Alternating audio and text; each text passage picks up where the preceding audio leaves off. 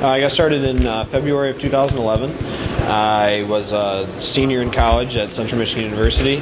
Kind of was talking with my friends and kind of figuring out where I wanted to go, what I wanted to do after school. Hadn't really figured anything out yet. Kind of decided that we didn't see a lot of food downtown Mount Pleasant after the bars were getting closed. We kind of had the idea to bring one of the hot dog joints that we'd seen in Grand Rapids, such as Dog Pit, Yester Dog, kind of the famous ones there, and bring that concept here to Mount Pleasant. So I got started then and working with SBTDC, and then throughout the entire summer and that fall.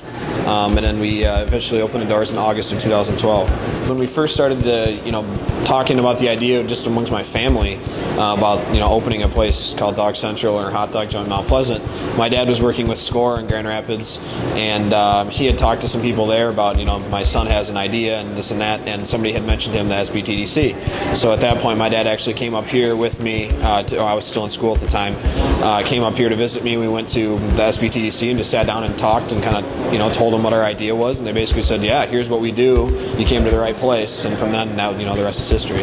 Well, I think the number one reason our business is unique in this area in particular is that we're open until 4 a.m. on the weekend in the downtown area of Mount Pleasant. Most businesses close their kitchens around 10:30 or 11.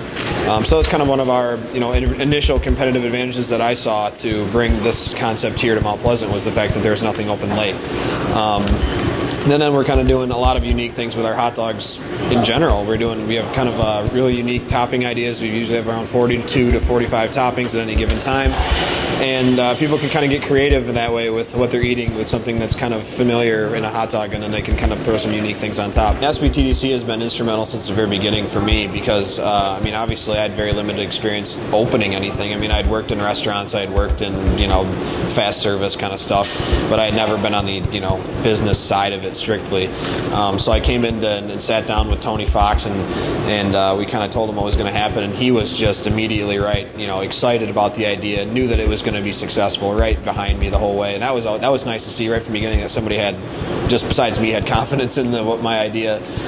So from then on, the initial thing was the financial planning of it, because I had taken financial classes, accounting classes in Central Michigan, but nothing that was real life, that I needed to make sure these numbers are perfect every single time, and they're actual real world numbers that I have to find out. So going out and trying to really piece together how much this is going to cost to open and where to start to even get money for that at my age was the real challenge at the beginning. That was probably the most beneficial for me, as well as their business planning. I had to develop a business plan to bring to the bank. So I sat down with Tony and I said, I've done business plans at school.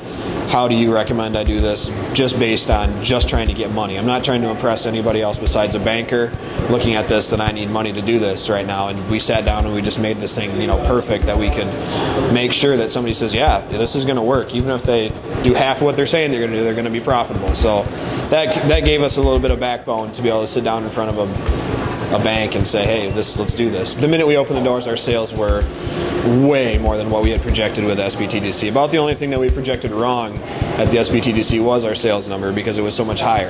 So that's a good problem to have.